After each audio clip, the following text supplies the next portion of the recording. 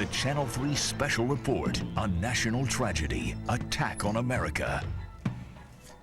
Good morning with the latest from Channel 3 Eyewitness News. I'm Ellee Hong. In just a few moments, air travel will resume in the United States on an airport-by-airport basis that starts at 11 a.m. Channel 3's Lee Ferlisi is live at Bradley International Airport at this hour with the latest there.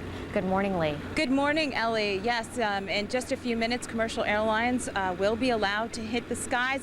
But we just saw, a few minutes shy of 11, a Air National Guard helicopter flying by. It's the first thing we saw all day long here. So something has already hit the skies, and in just a little while, commercial planes will be allowed to do that too. But before they do that, the FAA has put out a list of procedures and restrictions, things that the airlines have to go by before any plane can take off or land at each airport across the nation. So at 9 a.m. this morning, people here at Bradley had gone into a meeting. From what I understand, they're still in that meeting reviewing all the new policies and making sure they can abide by each and every rule. And then and only then will the planes be allowed to come in and out of here. This morning, nothing was flying. We have some video we can show you. Everything was on the ground. Nothing was in the air.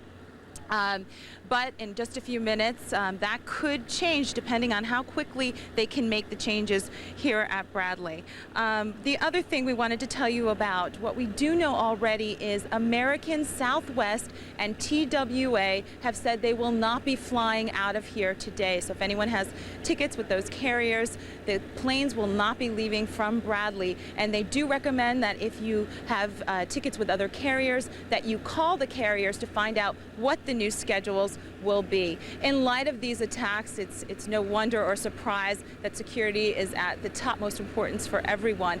And the FAA has put out some new regulations that they're going to put into effect. We're going to be seeing a change in the way that we go to the airport and experience the airport. What they're going to do is have more uniform security guards. They want to abolish curbside check-ins and off airport check-ins.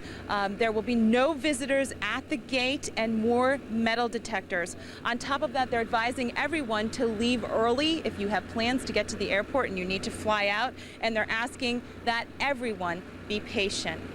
Another note for people coming into Bradley who might have had their cars parked in short-term parking, they have moved any car that was within 300 feet of Bradley Airport has been moved. It's been towed to the long-term parking lot number 2. They had been doing that since 6:30 last night into the wee hours of this morning.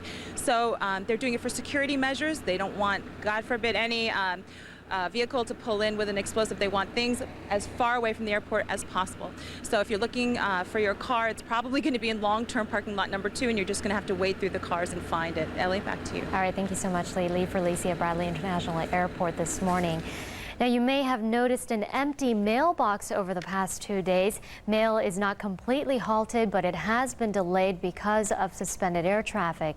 At 11 o'clock, less than actually 2 minutes from now, the district manager for the state of Connecticut will hold a news conference to discuss the state of the nation's mail system. We'll have the latest on that on Eyewitness News at noon.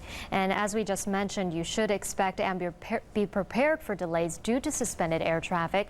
The stock market is closed today, marking the longest stretch of time the market has been closed since World War II. Trains are on their regular schedule today, and that does include Metro North.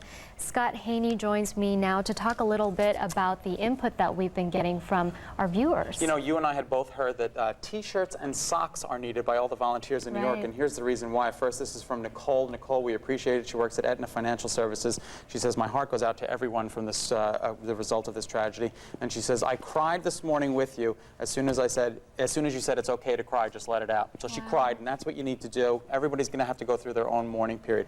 But she says the volunteers in Manhattan need T-shirts and socks, especially those two items, simply because It says the dust and the asbestos burns their skin once it is absorbed into the material, so they need to stay as clean as possible by constantly changing their shirts.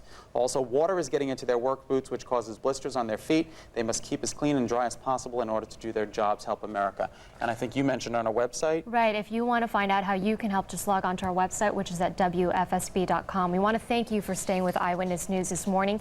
We're going to take you back to New York, and we'll be back at 25 after the hour. Thanks for joining us. Stay tuned to Channel 3 Eyewitness News for continuing coverage of a national tragedy, Attack on America.